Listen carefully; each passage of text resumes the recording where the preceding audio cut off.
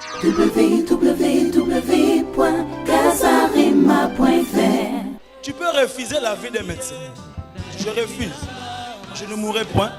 Je vivrai et je rencontrerai les merveilles de l'Éternel. Je dis avec Dieu c'est possible. Marcher avec Dieu, c'est prévoir un miracle à côté. Ça dit, ça reste l'étonnement, mais le contenu change. Je dis que Dieu change le contenu de ton étonnement cette année. Dans le nom de Jésus. Dieu ne travaille pas seulement avec des hommes parfaits. Dieu rend les hommes parfaits. Pour voir plus de vidéos chrétiennes en exclusivité, tapez www.casarema.fr.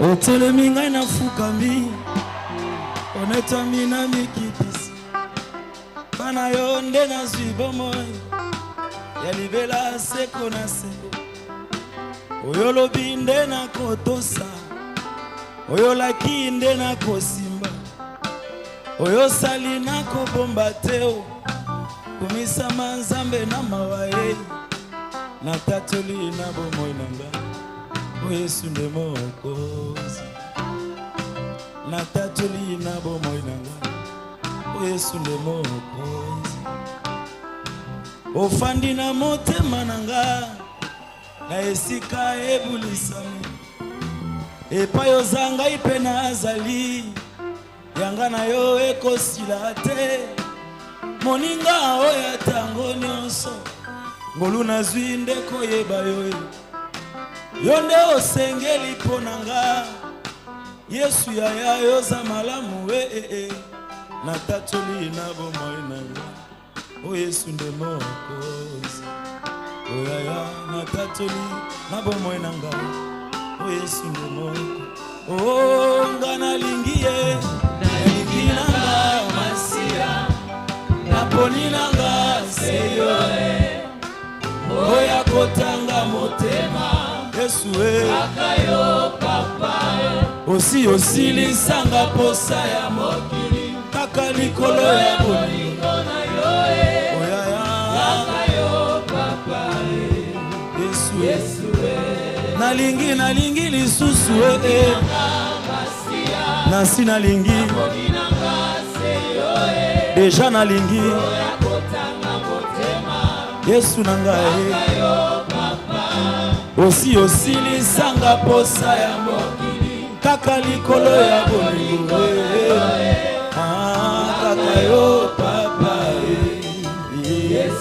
simba motema loba natatoli na bomoi na ngai o Yesu nde mokozi tatola natatoli na bomoi na ngai Yesu nde mokozi o Yesu nde mokozi natatoli na bomoi na ngai ata namoni nanu te natatoli na bomoi na ngai ata esimbi nanu te natatoli deja na bomoi na ngai ye nde misisa na ngai ya nzoto Yesu akatanga mosiso yebelisaka estoma nakoma biyembayemba mokile koyeba tina te nakoma kobeta se mololo ata na ntango ya mpasi natatoli na bomoi na ngai na bomoi na ngai Yes, Lord. Seigneur, merci pour cette soirée de gloire, de bénédiction, de joie, de restauration, de délivrance et de victoire. Merci pour ces 30 jours de visitation, de transformation. Merci de nous parler encore ce soir pour nous faire du bien. Honore ton nom au milieu de nous, au nom de Jésus. Amen. Amen, amen. Je suis très heureux d'être là ce soir. Et je remercie le Seigneur pour la force qu'il nous a donnée. Et je dis également grand merci au pasteur Marcelo pour le travail. Nous apprécions l'œuvre que vous accomplissez. Et ça nous encourage à croire qu'au Congo, il y a encore des gens en qui on peut faire confiance. Alléluia. Et je compte ça seulement que cet endroit devienne de plus en plus petit. Parce que nous avons battu sur les compassions, il faut stade du tonnerre.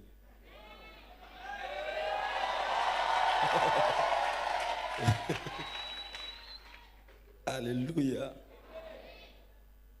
Nous remercions le Seigneur. Et donc, pendant 30 jours, nous avons été ici en train d'être bénis.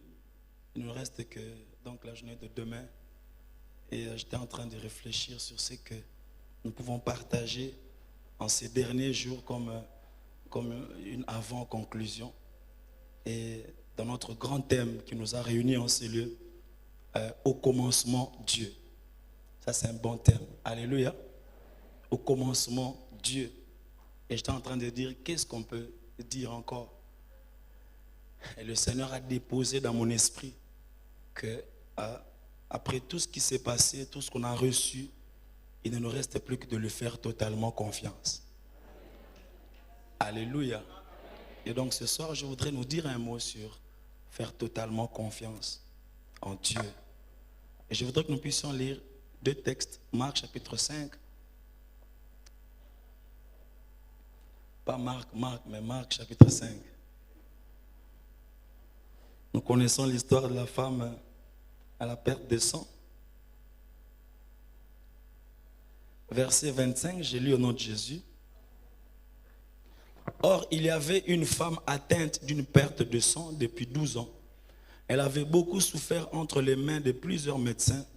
Elle avait dépensé tout ce qu'elle possédait et elle n'avait éprouvé aucun soulagement, mais était allée plutôt en empirant.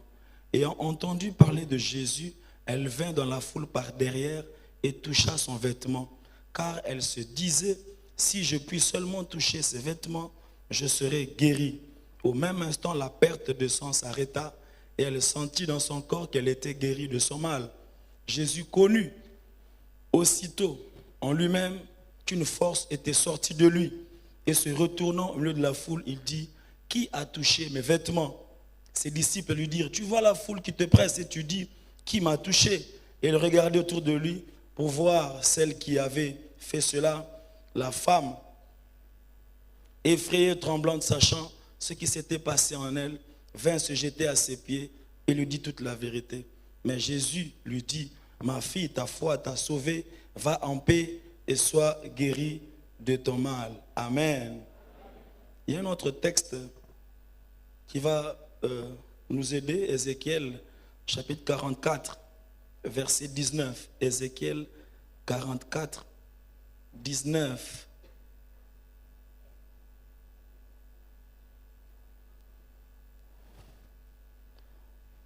Ça, ce sont des recommandations qu'on donnait aux sacrificateurs.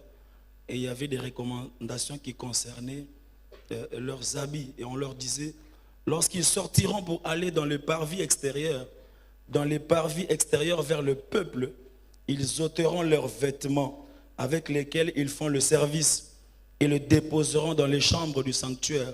Ils en mettront d'autres afin de ne pas sanctifier le peuple par leurs vêtements. Alléluia. Et donc au commencement, Dieu, ce n'est pas seulement au commencement de l'année, mais c'est au commencement de toutes choses. Au commencement, Dieu, cela veut dire que la première place doit revenir à Dieu en toutes choses. Parce que la place qui lui convient, c'est toujours la première. Et Dieu, donc, est la première valeur dans l'échelle des priorités. Donc, au commencement, Dieu signifie que dans notre échelle des priorités, dans tout ce que nous sommes censés faire, Dieu doit occuper la première place. Il est donc la première valeur, le premier choix, la première décision à faire, le premier critère dans le choix d'un ami ou d'un conjoint. C'est sa relation avec Dieu. Alléluia. Le premier critère, la première valeur à enseigner aux enfants, c'est Dieu. Dans l'éducation, on apprend toujours aux enfants à dire merci, à avoir du respect, etc.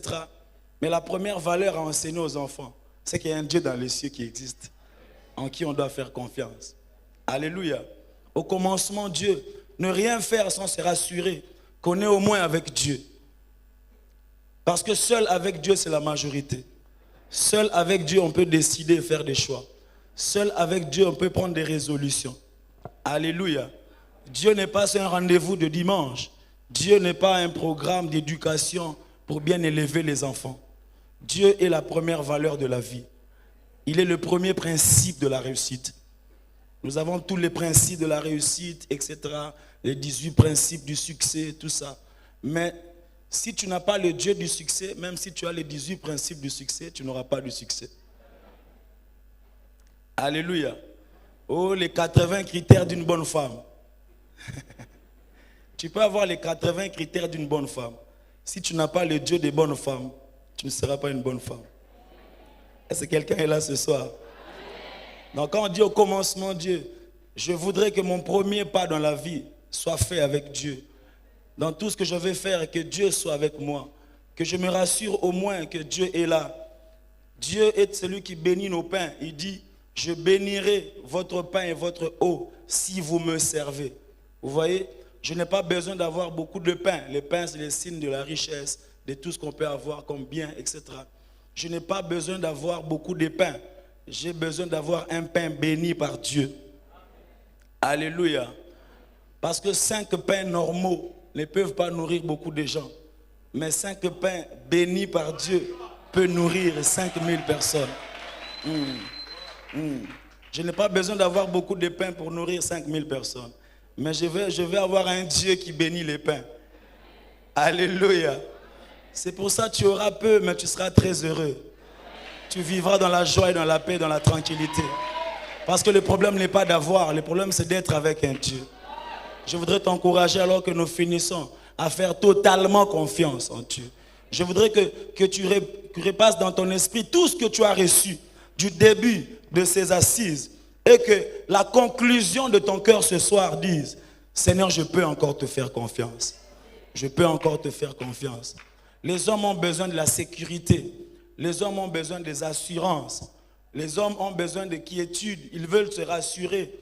Et je voudrais que chaque fois que tu feras quelque chose, que ton assurance soit Dieu à tes côtés.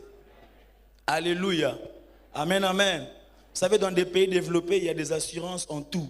Assurance maladie, assurance vieillesse, assurance incendie, assurance voiture, assurance dans tous les sens.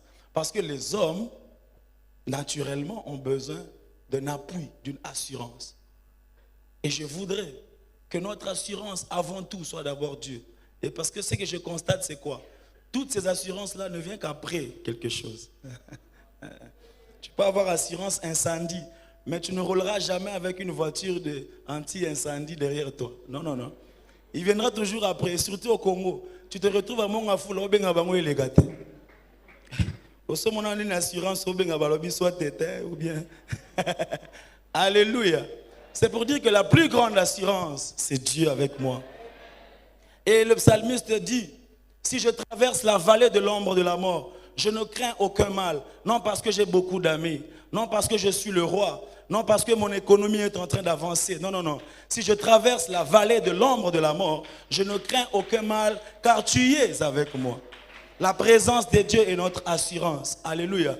Tous ceux que Dieu a utilisés dans la Bible, il leur a dit une petite phrase. Je serai avec toi.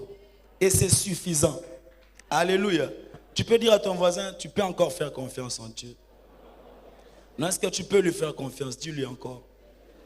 Cette année 2015, on peut faire confiance en Dieu. Alléluia. Amen, amen. Et faire confiance en Dieu, ça signifie quoi? Faire confiance en Dieu, c'est vivre de Dieu. J'aime ça. Hein? C'est-à-dire, tu vis de Dieu, quoi. Ton oxygène, c'est Dieu. Ta respiration, c'est Dieu. Je vis, vous savez, il y a des gens qui disent, Moussa les a tatana mama, je vis de ça. Alors je voudrais que tu dises, je vis de Dieu, quoi. Vous savez, la Bible dit que Dieu a placé Adam et Ève dans le jardin et ils étaient avec lui, ils les visitaient, etc. Et donc, le plus grand bonheur d'Adam, c'était Dieu. Et Adam vivait de Dieu. Et c'est la présence de Dieu qui assurait sa vie. De sorte que le jour où il a quitté cette présence, il n'a plus vécu, il est mort. Parce que le Seigneur leur a chassé de sa présence. Et donc, faire confiance en Dieu, c'est vivre de Dieu. Je ne sais pas comment je vais expliquer ça. C'est comme lorsqu'on te jette dans une piscine ou bien une rivière, etc. Moi, je ne sais pas très bien nager.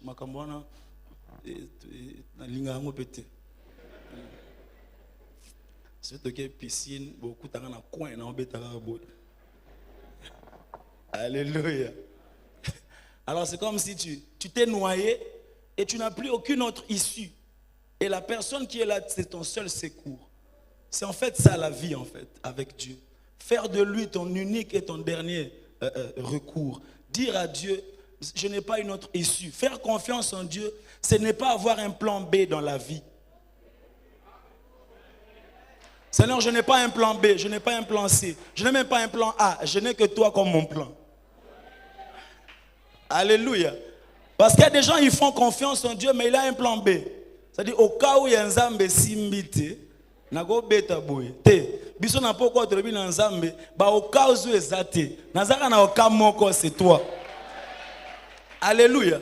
C'est ça, bien aimé, faire confiance en Dieu. Parce que dès qu'on met autre chose à côté de la place de Dieu, on perd la confiance en Dieu. Tout ce que Dieu veut dans notre marche avec lui, c'est de voir des hommes et des femmes qui lui font totalement confiance. Dieu nous dit, est-ce que tu peux me faire confiance? Tu as trop peur, tu réfléchis trop. Mais est-ce que tu peux au moins me faire confiance? Que tu as un Dieu, tu dors tranquille, tu dis, j'ai un Dieu. Alléluia. Surtout après tout ce qu'on a reçu. Si on ne peut pas faire confiance en Dieu, on risque de tout perdre. On risque de tout perdre. Je voudrais nous supplier ce soir à refaire confiance en Dieu. Vous savez, il y a des gens, ils étudient, mais il n'a pas totalement confiance en Dieu. C'est-à-dire, il ne croit pas que si j'étudie, je travaille, je reprends mes notes, je relis, je travaille, je fais des exercices, je paye mes minervales, je prie mon Dieu, je réussirai. On ne croit pas trop en ça. Même quand on prie, entre nous, il y a toujours, frère, on aime rendre l'église, où est le campus? On va prier Dieu, c'est vrai, et puis on va étudier. Mais cet homme-là, d'assistant-là, s'il ne voit pas l'argent, c'est fini. Mais est-ce que cet homme-là ne peut pas être remplacé par ton Dieu? Parce que toi, tu fais totalement confiance en Dieu. C'est-à-dire, Dieu cherche une génération d'hommes et de femmes qui peuvent arriver à un certain moment et disent, assistant ou pas assistant, cop ou pas cop, moi je fais confiance en Dieu et j'étudie. Cette année, Megana nous a metti na souka. Et ça, voisin, Megana nous a metti na souka. La sœur ici, elle a été guérie de cancer. Alléluia. Amen, amen. Dieu nous attend sur ce terrain-là où on lui fait totalement confiance. Il y a des gens, bien aimés dans le Seigneur, ils travaillent, mais il est totalement convaincu que cette entreprise-là, tu ne peux jamais monter si tu n'as pas une recommandation. Alors, tu deviens le fruit de tes convictions de tous les jours. Je voudrais ce soir que tu fasses totalement confiance en Dieu, parce qu'il existe encore des hommes et des femmes dans ce pays qui montent sans recommandation, qui montent sans signature, qui montent sans quelqu'un. Il y en a encore et tu peux faire partie de ces gens-là. Alléluia. Dieu veut prendre toute la place dans ta vie. Il peut prendre tout l'honneur si seulement tu es capable de lui faire totalement confiance. Totalement confiance. Dieu attend cette race de personnes qui n'ont pas une autre issue, ils n'ont pas une autre solution que Dieu et Dieu seul. Que Dieu et Dieu seul. Dieu apparaît à Abraham et lui dit, quitte la maison de ton père. Et j'aime bien ce texte-là de Genèse 12. Il dit, je te bénirai, je multiplierai ta descendance, je ferai de toi une grande nation, je bénirai ceux qui te béniront. Je maudirai ceux qui te maudiront. J'aime le jeu. C'est-à-dire, Dieu apparaît à Abraham, il dit, quitte la maison de ton père. Et il commence le jeu. Il ne dit pas, non, je vais négocier, ou bien on va voir un peu avec la famille, ou bien je vais chercher un peu. Ça dépendra de la situation économico-financière de ton pays. Non, non. Dieu n'a pas dit ça. Il dit, moi, Dieu est responsable. Il dit, je te bénirai. Je rendrai ton nom grand. Je multiplierai ta descendance. Je bénirai ceux qui te béniront. Je maudirai ceux qui te maudiront. Il veut que tu quittes la maison de ton père. La maison de son père, c'est-à-dire la source, la dépendance, le lieu d'assurance, son confort. Il dit, quitte la maison de ton père.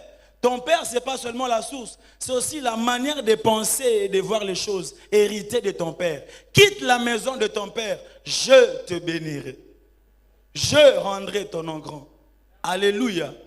Je voudrais rassurer quelqu'un aujourd'hui pour lui dire, tu peux encore faire confiance en Dieu. Il peut t'amener dans les hauteurs sans l'appui d'un homme. La Bible dit, maudit soit l'homme qui se confie dans l'homme et qu'il soit béni celui qui se confie en l'Éternel. Psaume 37, 4 dit ceci, recommande ton sort en l'Éternel, mets en lui ta confiance et il agira. Alléluia. Mets en lui ta confiance et il agira. Vous savez, Dieu prend plaisir à voir des hommes revenir vers lui avec un élan de reconnaissance. Voilà pourquoi il détache certains appuis, certains hommes à côté de nous, pour que lorsqu'on sera dans les hauteurs, qu'on dise qu'aucun homme ne se lève pour dire, là où il est arrivé, là il est moi aussi. Alors cette année, si tu vois certaines personnes se détacher de toi, c'est pour que ton témoignage reste propre, qu'il n'y ait que Dieu et Dieu, et Dieu et Dieu seul.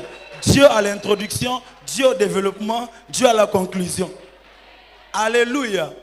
Dieu n'a pas béni Joseph le jour où il était dans la maison de son père avec des habits de tout ça, de tuniques de plusieurs couleurs. Non, non, non. Dieu a attendu qu'il soit trahi par ses propres frères, jeté dans la fosse, sans aucun appui, seul. Oui, Dieu attend qu'on arrive à ce niveau-là, où on est seul. J'aimerais rassurer quelqu'un, même si tu es seul, tu n'as jamais été seul. Tu n'as jamais été seul. Dieu attend que Joseph arrive à un point. Et puis après, il commence maintenant à agir. Voilà. Il commence à agir. Il le prend là de la boue. Il l'élève un peu. Il l'élève. Il fait rencontrer avec des gens. Dieu provoque des circonstances. Parce qu'il a été vendu comme un esclave. Vous voyez? Vendu comme un esclave. C'est-à-dire, on discutait son prix. Au moins les beaux était 20 000. Soit 500. On discute un nom. Alléluia.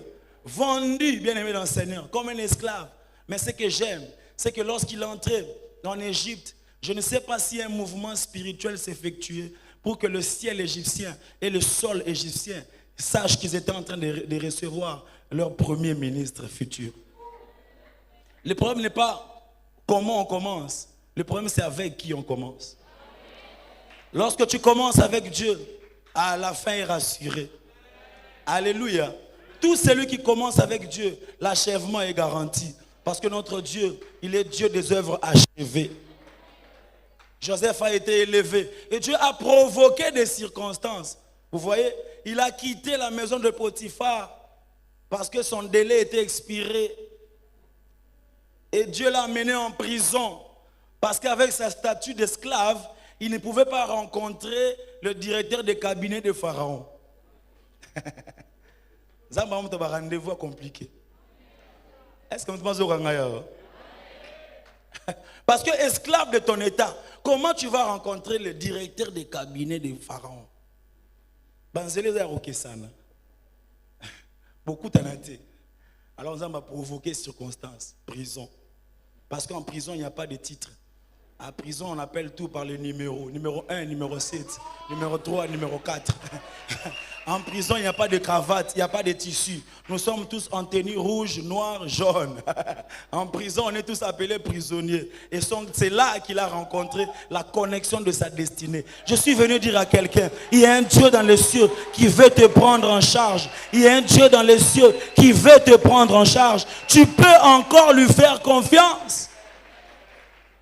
Tu peux encore lui faire confiance. Bien-aimé dans le Seigneur, j'insiste sur ça. Dieu n'a pas béni Moïse lorsqu'il était dans la maison de Pharaon avec toute la grandeur et les rêves d'un futur prince. Non, non, non. Il a attendu que cet homme puisse quitter sa maison, qu'il aille dans le désert, qu'il oublie même sa destinée et sa vraie identité. Parce qu'il a répondu à Dieu, qui suis-je? Moïse, tu ne sais plus qui tu es. C'est quand tu ne sais plus qui tu es que l'Éternel vient redéfinir ta destinée. Vous savez, parfois la faiblesse et le manquement devient une piste d'atterrissage de la divinité. Dieu ne travaille pas seulement avec des hommes parfaits. Dieu rend les hommes parfaits. Dieu rend les hommes parfaits. Et Dieu a attendu Moïse dans ces conditions-là. Et il l'a pris. Il a dit, je ferai de toi Dieu devant Pharaon. Et Moïse n'avait que Dieu.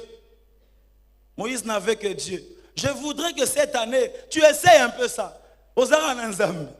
Ça marche. Et ça va donc, ça marche. Ça marche. Il n'avait que Dieu. Et il a dit, qu'est-ce que tu as entre tes mains?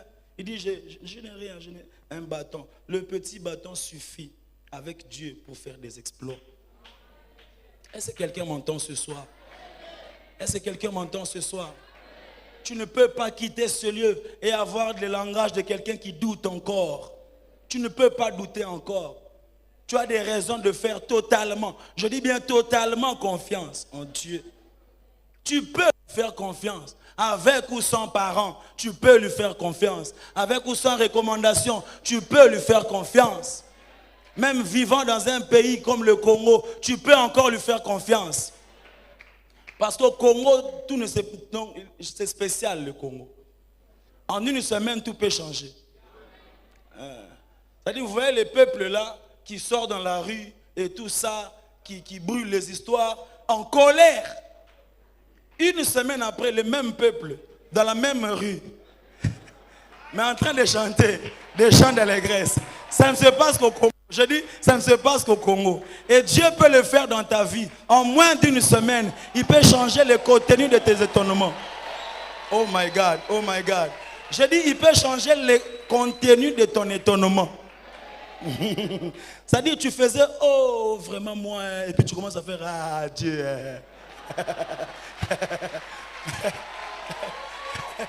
C'est-à-dire, ça reste l'étonnement, mais le contenu change.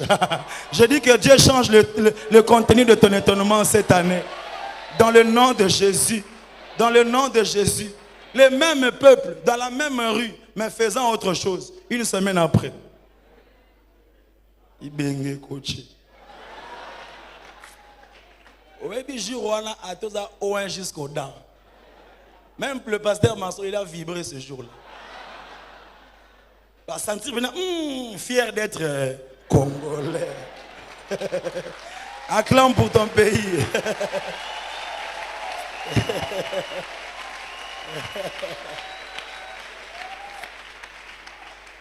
Alléluia. Amen, amen. Bien aimé, faire confiance en Dieu, c'est croire au miracle. Faire confiance en Dieu, c'est croire au miracle. C'est-à-dire quoi? Dans tout ce qu'on fait, dans nos choix, nos décisions, nos fréquentations, nos projets, qu'on laisse une fenêtre réservée au miracle. On ne peut pas toujours avoir la maîtrise de tout. On ne peut pas toujours tout contrôler, tout prévoir, tout planifier scientifiquement, humainement, de manière intelligente. Non, non, non. Nous sommes les enfants de Dieu. Il faut réserver une place pour le miracle. Est-ce que quelqu'un entend ça? C'est-à-dire qu'il faut toujours marcher avec cette pensée-là. Oui, c'est vrai, c'est comme ça. Mais le miracle est aussi possible. Alléluia. Il y a des gens qui font les planifications pour leur vie. C'est très bien. Tu planifies. Ça, c'est même être ordonné. C'est ça, vivre, en fait. Planifier. Dans 5 ans, on va faire ceci. Et quand je ferai ça, et je terminerai mes études, je trouverai un travail. Et puis après, paf, le fiancé va venir. On planifie dans 10 ans et tout ça. Mais après ce programme-là, dis-toi que tout est possible. C'est-à-dire qu'il faut toujours laisser un espace pour le miracle. Où tu te dis, c'est que moi je planifie dans 10 ans, Dieu peut les réduire en 3 ans. Oui, Dieu peut les réduire en 3 ans. C'est-à-dire là où tout le monde ne reçoit que 10, toi tu viens, tu reçois 20. Là où tout le monde ne reçoit que 20, toi tu viens, tu reçois 100. C'est possible. Je dis avec Dieu, c'est possible. Marcher avec Dieu, c'est prévoir un miracle à côté. Vous savez, il y a des gens dans ce monde, il y a des gens dans la Bible dont la vie est une vie de miracle, une histoire de miracle. Il y a des gens dans ce pays dont la vie est vraiment miracle. Il y a des gens dans cette église dont la vie, la santé, la famille, le ministère, c'est le reflet du miracle. Si ça ne dépendait que des hommes, on ne serait même pas ici avec vous ici. Est-ce que quelqu'un m'entend ce soir? Marcher avec Dieu, faire confiance en Dieu, ce n'est pas avoir la maîtrise de tout. Tout comprendre avant, tout prévoir avant. Non, non, non. Faire confiance en Dieu, c'est aussi prendre un risque. Est-ce que quelqu'un m'entend? Prendre un risque.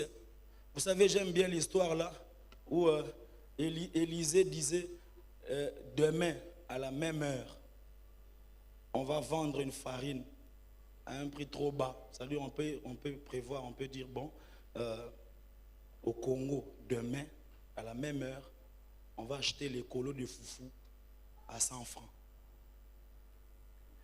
Maintenant, l'officier du roi, quelqu'un qui a étudié l'économie, les systèmes macro-bancaires,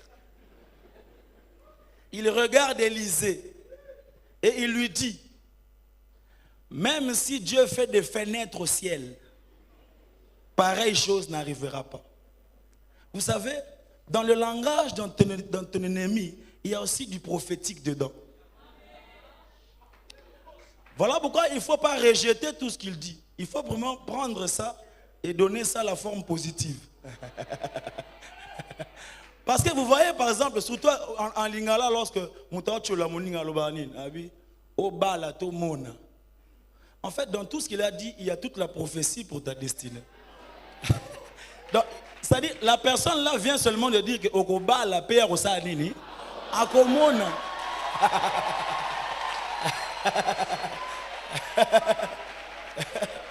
Azwa diplôme bon automona. Il a tout dit. Ne te fâche même pas. Dans la bouche de ton ennemi peut se retrouver la prophétie de ta destinée. Alors cet homme a dit, même si Dieu fait des fenêtres au ciel, c'est-à-dire, moi j'ai fait l'économie. Vous voyez? Donc la porte, c'est la voie normale. C'est le calcul normal. Demain, à la même heure, on ne peut jamais acheter un écolo de foufou à 100 francs. Pourquoi? Parce que ce sont les principes de ceci, de cela, etc. Mais lui-même a parlé de fenêtres. Quelqu'un peut dire fenêtres? Alors Dieu a pris cette phrase-là. Il a aussi provoqué des fenêtres. Les fenêtres, c'est un moyen non prévu par le calcul des hommes. Oh my God. Les fenêtres, c'est les miracles. Ce qui dépasse l'entendement humain. Ce qu'on ne peut pas expliquer par la science et par l'intelligence. Et les fenêtres de ces miracles-là, c'était quoi? C'était 4 lépreux. My God. 4 lépreux. Des hommes rejetés par Dieu. Des gens qui n'étaient pas planifiés dans les calculs de l'économie, ni du gouvernement. Et les 4 lépreux, le même matin, ils étaient là. La Bible dit, ils marchaient. Dieu a transformé leurs pas comme des coups de tonnerre dans le camp de l'ennemi. Et ils ont pris des richesses. Ils ont dit, non, non, non, mais on ne peut pas tout prendre. On doit rentrer. Je crois que lorsqu'ils sont rentrés, ils ont vu l'officier. Et l'homme de Dieu avait déjà prophétisé, dit, tu le verras de tes propres yeux. Mais tu n'en consommeras pas. Et ils sont allés, ils ont dit, roi, nous sommes entrés là-bas, il n'y a personne, il y a tout. Et le lendemain, ils avaient pris des histoires et la prophétie s'était accomplie. Je dis à quelqu'un, prévois un miracle cette année. Je dis, prévois un miracle cette année.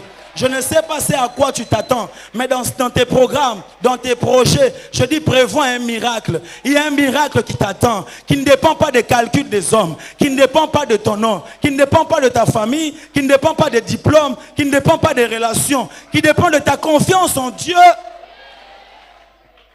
Il y a un Dieu dans les cieux en qui on peut faire confiance.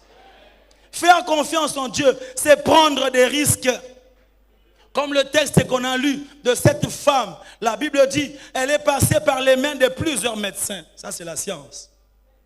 La confiance en la science, ce n'est pas mauvais. Mais lorsque tu fais confiance en la science, sache que les ordonnances et les intelligences des hommes ne font que te soulager. Mais c'est Dieu qui guérit. Je dis c'est Dieu qui guérit. Parce que la même maladie avec les mêmes médicaments, certains sont partis avec ça. La conclusion revient à Dieu. Voilà pourquoi n'avale toujours pas tout ce que les médecins te disent. Lorsqu'ils te parlent et disent il n'y a plus d'espoir pour toi, tu regardes dans les cieux, tu dis il y a un Dieu dans les cieux en qui il y a encore de l'espoir. Et lorsqu'il déclare des choses, tu peux refuser ça. Est-ce que quelqu'un m'entend? Tu peux refuser la vie des médecins. Je refuse.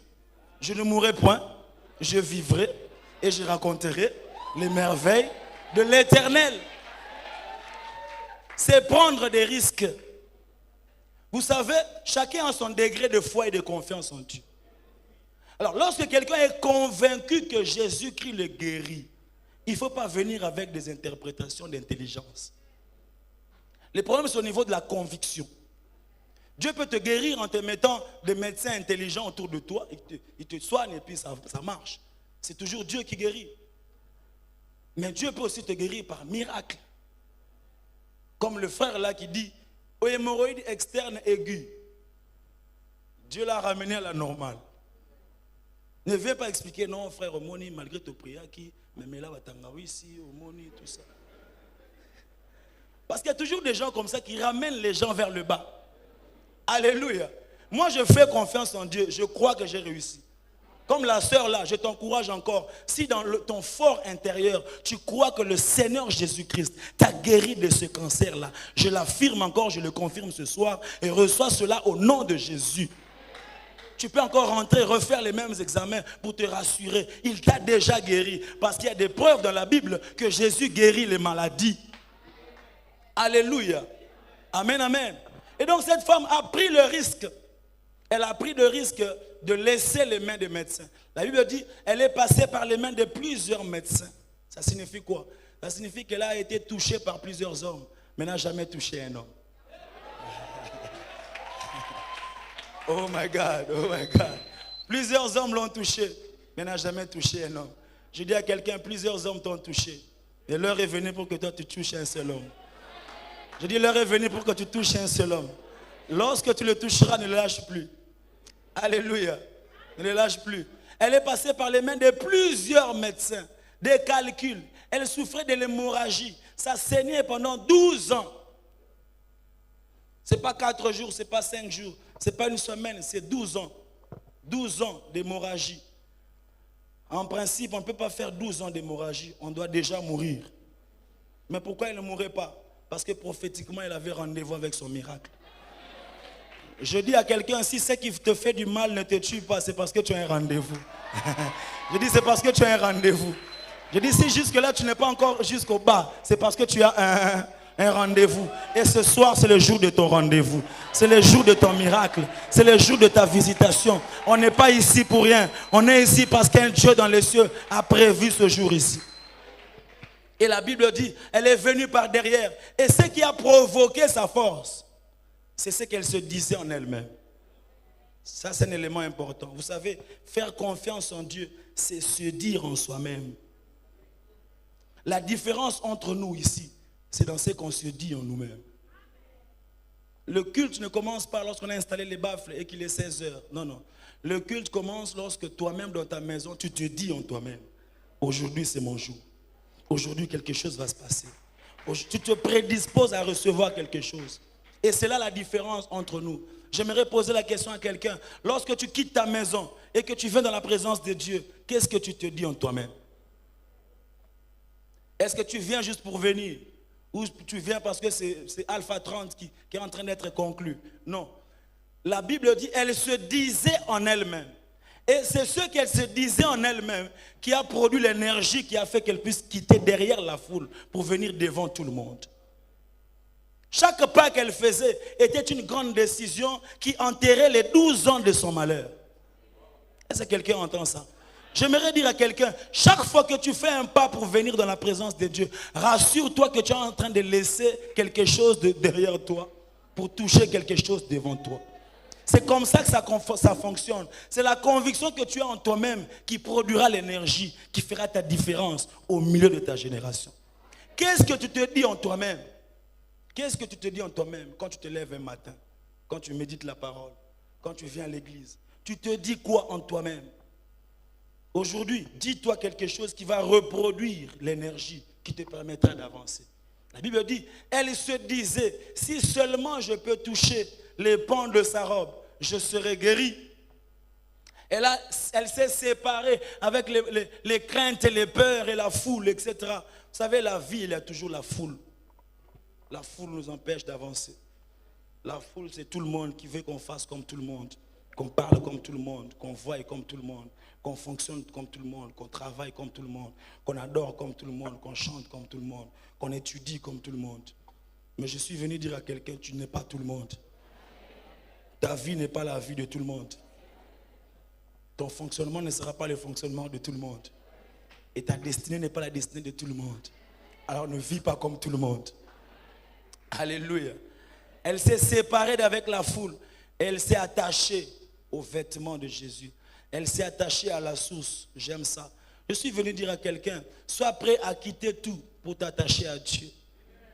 Vous savez, tout celui qui se détache de tout pour s'attacher à Dieu, quelque chose se détachera de Dieu pour s'attacher à lui. Ah, je reprends ça. Chaque fois que tu vas te séparer de la foule pour t'attacher à Jésus, une puissance, une onction, une grâce va se détacher de Jésus pour s'attacher à toi. Jésus a dit, j'ai senti une force sortir de moi. Jésus, comment tu as senti ça? Non, c'est parce que quelqu'un est sorti de la foule pour s'attacher à moi. Voilà pourquoi une force est sortie de moi pour s'attacher à elle. Je suis venu dire à quelqu'un, vous savez, c'est difficile, mais c'est possible de vivre seulement avec Dieu. Et tous les hommes qui viendront seront des connexions qui vont t'aider dans ta destinée. Mais la racine, c'est ta relation avec Dieu. Amen, amen. Et donc j'ai essayé de méditer. Le Seigneur m'a permis de prendre certains éléments ici pour nous encourager.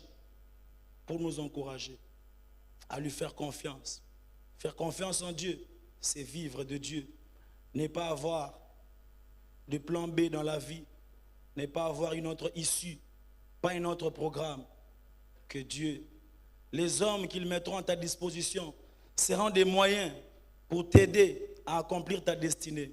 Mais ce ne sera pas eux la source de ton bonheur. La source, c'est Dieu. Faire confiance en Dieu, c'est croire au miracle. Réserver une fenêtre prévue, une possibilité de miracle dans chaque domaine de la vie. Chaque domaine de la vie prévoit une possibilité de miracle. Faire confiance en Dieu, c'est prendre des risques, d'avancer malgré tout. On m'a raconté l'histoire d'un pasteur, il prêchait au village. Et alors un jour il s'est décidé d'aller prêcher, il a pris sa Bible. Il est parti. Et pendant qu'il avançait, il commençait à faire noir, un peu comme pour annoncer la pluie. Alors ce pasteur-là a commencé à prier. Seigneur, je pars travailler pour toi, c'est ton œuvre.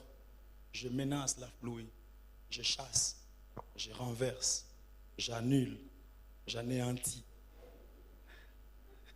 Je fais quoi encore? Je bloque, je débloque, je freine. Et quand il a dit Amen, forte pluie, il allait prêcher la parole. Et dans le village, il s'est mouillé avec sa Bible. Il était très déçu. Il s'est retourné, il a dit, Seigneur, pourquoi tu as fait ça? Je pars te servir. Seigneur, tu m'as déçu. Vous savez, la Bible dit, tout concourt au bien de ceux qui aiment Dieu. Et ce bien-là, on ne sait pas l'évaluer. C'est ça le problème. C'est ça notre problème. C'est pourquoi on refuse parfois ce passage-là. Tout concourt, frère. Non, c'est là dans la Bible. Il y a des versets qui disent, toutes choses travaillent ensemble pour le bien de celui qui fait confiance en Dieu. Alléluia. Amen, amen. Et donc lorsqu'il se retournait pour rentrer chez lui, il y avait une forte pluie. Et puis la pluie s'est arrêtée. Lorsqu'il entre dans son village, tout le monde l'acclame. Il dit, tu es un Dieu vivant. Oh, mais homme de Dieu, tu es fort. Oh là là. Vous savez, il y a des jours où tu as toi-même des contradictions, mais des gens qui viennent témoigner ton Dieu. Alléluia. Et les gens qui viennent attester que tu es un Dieu, pendant que toi-même tu commençais à douter de certaines choses. Alors, qu'est-ce qui s'est passé? Il avait 2 enfants, de 6 mois et de 2 ans. Alors la forte pluie, vous savez, le village, etc. Donc, il y avait un feu bizarre qui est venu de nulle part. Et pendant que les gens commençaient à venir, donc c'était déjà presque fini, quoi. Et alors la forte pluie, c'était l'unique solution qui a sauvé ces bébés-là. Et lorsqu'il a rencontré ça, il a commencé à pleurer. Seigneur, pardonne-moi. Dieu lui a dit, tu pouvais me faire confiance. Non, je dis à quelqu'un, tu peux faire confiance en Dieu. Alléluia. J'aime l'histoire d'Isaac. Quelqu'un peut dire Isaac. Un peu plus fort, Isaac. Vous savez, dans le jour où Isaac, Genèse 22, allait pour être égorgé, c'est un peu fort, mais c'est ça. Et Isaac avait tous les soutiens des hommes possibles. Le premier soutien, c'était sa maman. Vous voyez, la première protection, c'était sa maman. Pourquoi? Parce qu'une maman qui a attendu l'enfant pendant plusieurs années ne peut pas laisser son père aller le tuer au nom de l'obéissance à Dieu. Et aussi, jamais. Donc certainement, la maman allait le protéger. Mais Isaac s'est détaché de sa mère. Et pendant qu'il partait, certainement il y avait des gens, des voisins, etc. S'il savait ça, non, il allait le retenir. Les hommes du quartier, les connaissances, il s'est détaché de ces gens-là. Il y avait encore un autre soutien, c'était les serviteurs. Parce qu'aucun serviteur ne peut laisser son maître tuer son fils. Non, non, non, non. Certainement les serviteurs allaient dire, non papa, alléluia. Et donc, il n'est resté qu'avec son père, du haut de la montagne, avec un couteau pour le tuer. Et c'est seulement quelques secondes avant que le ciel s'est ouvert. Et Dieu a parlé. Pourquoi Dieu n'a pas parlé à la maison? Pourquoi il n'a pas parlé dans la rue? Pourquoi il n'a pas parlé avec les serviteurs? Pourquoi il a attendu que le couteau soit proche de moi pour me parler et renvoyer cela? J'aimerais rassurer et dire à quelqu'un quelque chose. Il ne faut jamais oublier ça. Il ne faut jamais oublier ça. Écoute ceci. Chaque fois que tu vas te séparer des hommes, chaque fois que tu vas t'éloigner des hommes, c'est pour te rapprocher de Dieu. Chaque fois que le soutien des hommes deviendra rare dans ta vie, c'est pour que le soutien de Dieu devienne effectif dans ta vie. Chaque fois que la pitié des hommes deviendra rare dans ta vie, c'est pour que la miséricorde de Dieu devienne visible dans ta vie. Chaque fois qu'aucun homme ne sera là pour te faire du bien, il n'aura qu'un Dieu pour te faire du bien. Je suis venu dire à quelqu'un comme Isaac, tu es proche d'un couteau, mais le ciel va s'ouvrir et Dieu va parler. Alléluia. Amen, amen. Et laissez-moi conclure. Je voudrais que seulement qu'on prie une courte prière pour dire à Dieu, je te fais encore confiance. C'est ça ma petite phrase de ce soir. Je te fais encore confiance. Mais qu'est-ce qui a poussé cette femme à toucher seulement les vêtements? Vous savez, il y a un texte dans la Bible, Ézéchiel 44, verset 19. Bien-aimé dans le Seigneur, ce texte-là m'a fait beaucoup du bien. On donnait des instructions aux sacrificateurs. Et Dieu leur disait sur ce qu'ils doivent porter et comment ils vont les porter et comment ils vont les utiliser.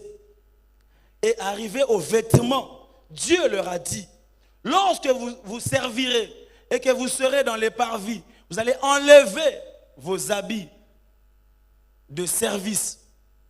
Vous allez les laisser dans le lieu très saint. Et alors vous sortirez dans les parvis sans ces habits-là. Pourquoi? La Bible dit, Ézéchiel 44, 19, de peur que le peuple soit sanctifié par ces habits-là. Et tous les sacrificateurs qui sont venus, ils respectaient ça. Ils servaient, ils enlevaient les habits. C'est comme on fait aux catholiques. Ils enlèvent, ils arrangent ça, ils mettent ça.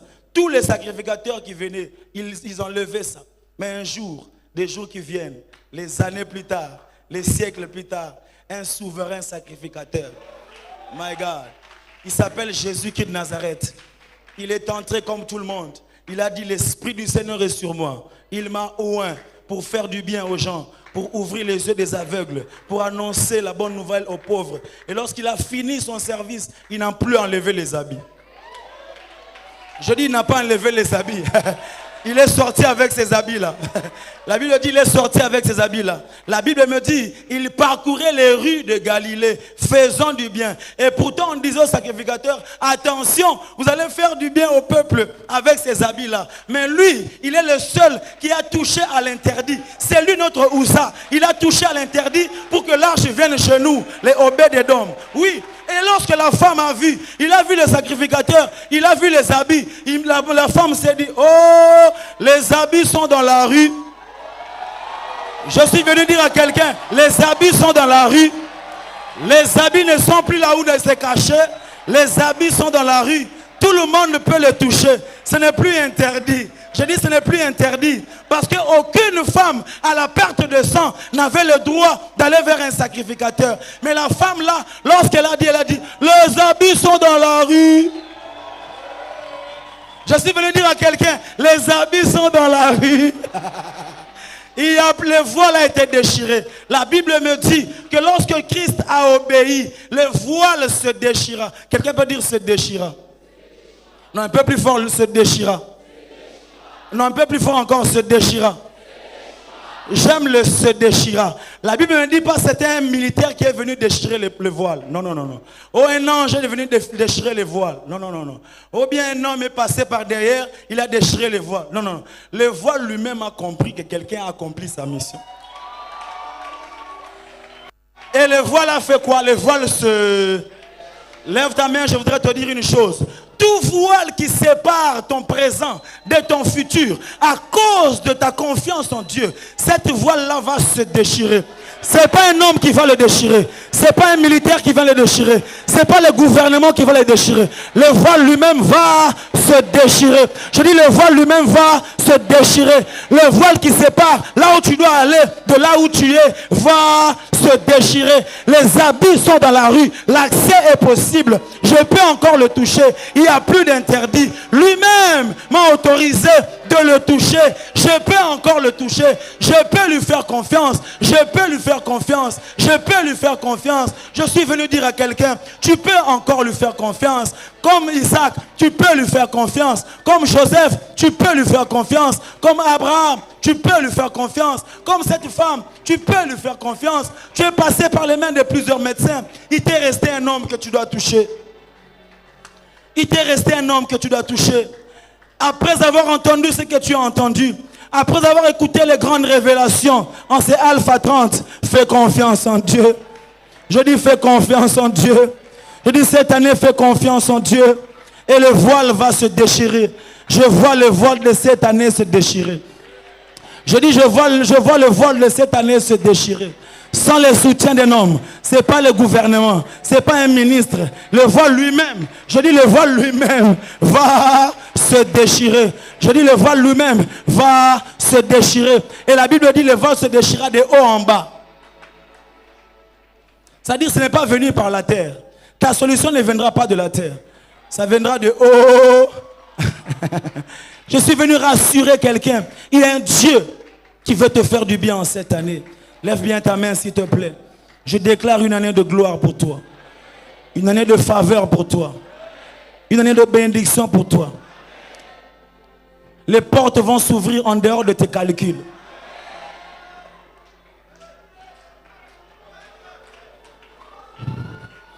Avec ou sans médecin, tu seras guéri. Avec ou sans ordonnance, tu es guéri. Avec ou sans connexion, ce ministère prospérera. Nous construirons un beau temple dans cette ville de Kinshasa. Où les hommes et les femmes viendront juste adorer Dieu. Lorsqu'on était en train d'adorer, je voyais des miracles. Et le Seigneur m'a dit, voici un endroit où l'adoration peut provoquer des miracles. On n'attendra pas un homme parler, on sera en train de l'adorer et il sera en train d'agir. Le voile va se déchirer. Tu as beaucoup compté sur un homme. Tu as beaucoup compté sur un homme. Voilà là où il t'a amené. Tu as beaucoup fait confiance aux hommes. Voilà là où tu es arrivé. De déception en déception. Cette année, en ce mois de février, fais confiance en Dieu. Il ouvrira tes portes. Au mois de mars, fais confiance en Dieu. Il te guérira. Au mois d'avril, fais confiance en Dieu. Tu auras un bon mariage. Au mois de mai, fais confiance en Dieu. Tu auras un bon travail. Au mois de juin, fais confiance en Dieu. Tu vas voyager par ton propre visa, avec ton propre nom. Avec ta propre date de naissance. Au mois de juillet, fais confiance en Dieu. Tu auras une mention de distinction. Au mois d'août, fais confiance en Dieu. Tu arriveras et tu réussiras. Au mois de septembre, fais confiance en Dieu. Les portes s'ouvriront, tu auras une promotion. Au mois d'octobre, fais confiance en Dieu. Tu chanteras un chant d'allégresse. Oui, au mois de novembre, fais confiance en Dieu. Les gens viendront de partout pour te dire, viens nous prêcher la parole qui sauve. Viens nous prêcher la parole qui restaure. Viens chez nous. S'il te plaît, enseigne-nous ces choses. Nous voulons être sauvés. Et au mois de décembre, dans cette église, nous chanterons la gloire de l'Éternel. Reçois cela au nom de Jésus.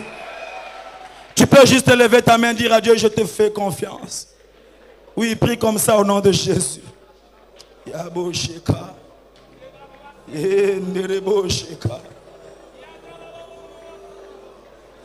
C'est un risque que je prends, Seigneur. Mais je préfère le faire avec toi. Toutes ces choses entendues en ces lieux ne peuvent pas passer comme ça, Seigneur. Je vais essayer de te faire totalement confiance. Yes, Lord.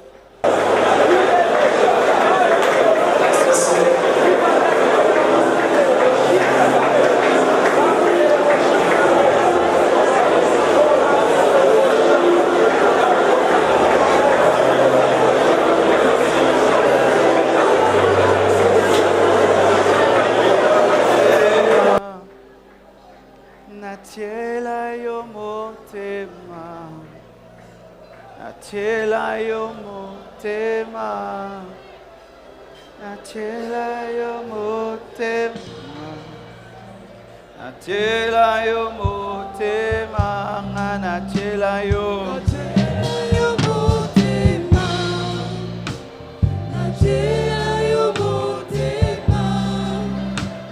Natiela yo motema, Natiela yo motema, Natiela yo motema, Natiela yo motema, oh Natiela yo motema, motema, Natiela yo motema, Natiela yo motema, Natiela yo motema,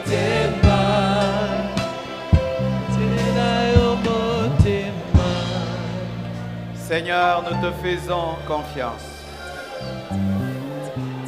Nous te faisons confiance. Namuzindo na yoe, Namuzindo na yoe, Namuzindo na yoe, Namuzindo na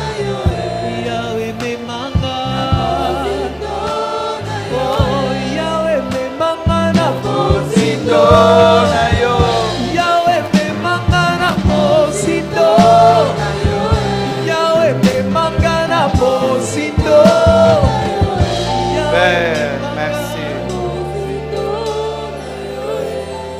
Laisse que cette parole reste gravée dans nos cœurs et donne-nous de la pratiquer.